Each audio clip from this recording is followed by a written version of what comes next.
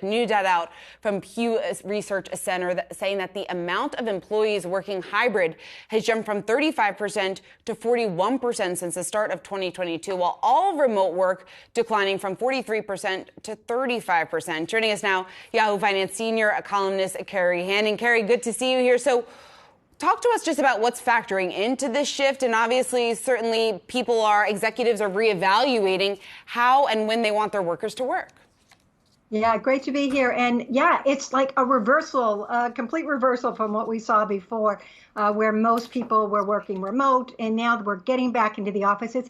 And employers are simply saying, we want face time. We want you here. We want you collaborating in person. And they're putting in, some really, demands, and they're not backing down. But at the same time, employees are saying, hey, they're resisting this call back to the office. We've heard this again and again, because most of them say, hey, we'd like to work remote all the time. So there's a bit of a disconnect here, but I think the employers are using quite a few weapons in a way to get people back in. There is an issue. PayScale had done a report. The numbers here are from Pew, but PayScale did an early report that said that employers actually are paying people who work remotely less money than those who come into the office.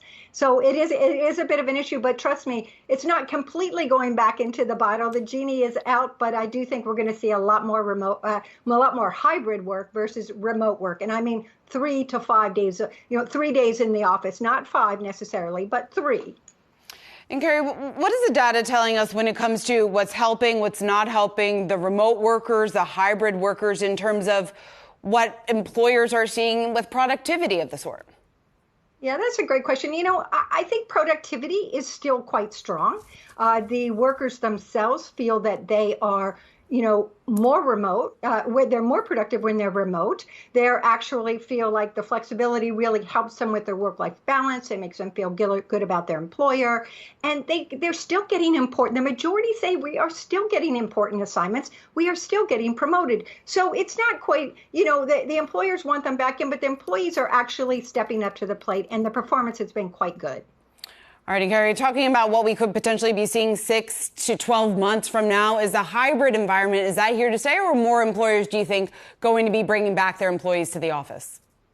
I think hybrid is actually here to stay, but maybe not as strong as it once was, right? Not pre-pandemic. But I think there is a bit of an understanding that there's a middle ground here. I talked to a woman who has a recruiting firm here in Washington, and she said, her clients, companies, the number of job postings are remote, they're down significantly from fully remote, but they are still looking for the hybrid worker. So I think we're going to definitely see more of that. But there will be some discussion about how do we manage this? How do we collaborate? How do we make these in-person opportunities part of the equation? And I think for younger workers in particular, they really do want to be in the office more than, say, an older, more experienced worker, because they see a lot of benefits from those spontaneous conversations that come up in the office and more idea creation.